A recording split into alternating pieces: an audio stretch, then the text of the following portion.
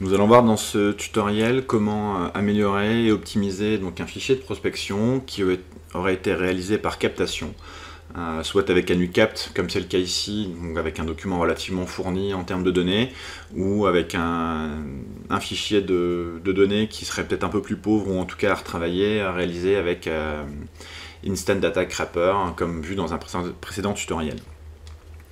Vous aurez peut-être besoin déjà dans un premier temps de déplacer des colonnes. Donc pour cela, il vous suffit de sélectionner par exemple ici les 3 dernières colonnes qui contiennent le numéro de tiré, le code NAF et pour certaines entreprises l'effectif de l'entreprise, les copier avec CTRL-C ou avec le clic droit et revenir d'un clic droit à les coller, donc insérer les cellules copiées à l'endroit de votre souhait. Deuxième petite opération assez facile à mettre en place, sélectionner la totalité des colonnes en cliquant ici dans le coin gauche, double-cliquer sur la séparation entre 2 colonnes pour que les colonnes s'adaptent automatiquement à la taille du contenu. Il sera éventuellement aussi intéressant, si certaines cellules sont trop larges, que la quantité de données est trop importante, de pouvoir, sur l'onglet Accueil, appuyer sur Renvoyer la ligne automatiquement, ce qui aura comme effet de pouvoir diminuer la largeur de vos colonnes et de jouer plutôt sur la hauteur des lignes. Vous aurez besoin aussi de récupérer des informations, donc selon le type de fichier que vous aurez récupéré, il sera, on le verra tout à l'heure, assez intéressant de séparer par exemple l'adresse, le code postal de la ville, ce qui nous permettra par la suite de pouvoir appliquer des filtres et de trier directement nos informations. L'idée de base est vraiment de penser que chaque information différente devrait être stockée dans une colonne spécifique afin de pouvoir la manipuler dans le cadre de tri et de filtres que nous appliquerons tout à l'heure. Il y aura probablement besoin aussi, alors ces colonnes qui ont été copiées, je vais pouvoir les supprimer à présent, besoin de récupérer peut-être les coordonnées du responsable à contacter, qu'on pourrait retrouver soit directement sur internet en parcourant les sites, ou alors dans le cadre d'un premier appel afin de connaître directement les coordonnées du responsable principal à contacter. Toujours dans le cadre de la prospection, intéressant de pouvoir lister les différentes actions qui sont mises en place et les dates auxquelles elles ont été réalisées. Alors je vais mettre ici par exemple 2 actions et 2 dates qui vont me permettre par la suite de pouvoir répercuter ces informations-là sur ce qui m'intéresse. Un petit peu de mise en forme, je vais récupérer la totalité de mes informations, faire apparaître les colonnes de tableau. Je vais pouvoir également modifier un petit peu la police, écrire peut-être en plus grand, modifier également les en-têtes, que je vais mettre dans une autre police directement. On voit qu'on a le souci présenté tout à l'heure, les cellules ne sont plus assez grandes, toujours la même manipulation, la totalité des colonnes sont sélectionnées, le double-clic permet d'ajuster en général directement les tailles. Possible aussi d'agrandir automatiquement toutes les lignes d'un coup afin de pouvoir avoir quelque chose d'un petit peu plus lisible. Alors je vais refaire encore une fois la manipulation ici. Et donc on arrive à un document qui est un peu plus lisible et un peu plus présentable. Distinguer éventuellement, on verra tout à l'heure, la première ligne en termes de couleur.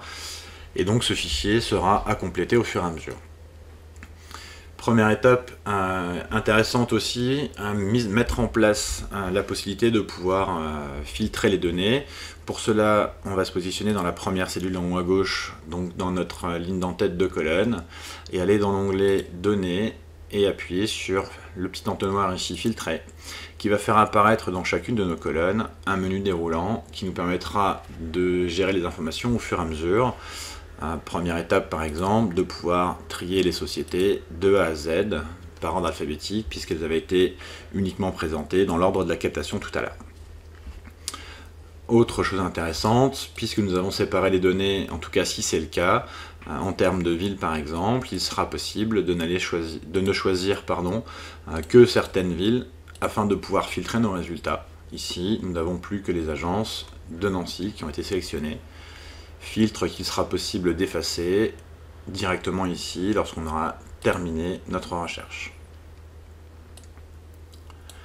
Et enfin, Pour terminer, vous vous rendez compte que notre fichier devient relativement large et qu'il est compliqué, en se déplaçant de gauche à droite, de pouvoir savoir à quelle société, par exemple, sont associées les informations. De la même manière, lorsqu'on va descendre vers le bas, nous perdons l'intérêt d'avoir la ligne d'en-tête de colonne qui est présente. L'idée serait de trouver une solution pour bloquer éventuellement la première colonne ou plusieurs colonnes directement sur le fichier et de conserver, quoi qu'il arrive, cette première ligne d'en-tête de colonne. Pour cela, on va aller se placer par exemple dans cette cellule ici, donc pour mon cas en C2. L'objectif en se plaçant ici est de pouvoir bloquer tout ce qui va se trouver au-dessus et tout ce qui va se trouver à gauche de la cellule sélectionnée.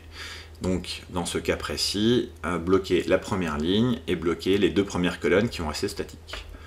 Dans l'onglet affichage, il va être possible d'aller figer les volets ici.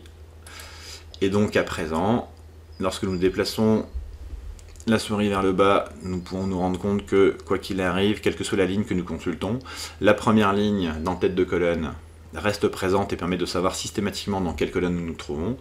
Et le déplacement sur le côté va nous permettre donc de conserver l'information de base, à savoir ces deux premières cellules qui sont conservées systématiquement et ne bougent pas. Alors pour vous en rendre compte un peu plus, il est même possible éventuellement de mettre une couleur derrière cette information pour vous rendre compte de l'utilisation possible. Je vais mettre par exemple ici du gris. Et donc on va pouvoir constater que lors de déplacement vers la droite, les cellules concernées sont figées directement. Cela va vous permettre donc de vous déplacer dans le cadre de votre prospection uniquement sur les données qui vous intéressent pour pouvoir les remplir au fur et à mesure.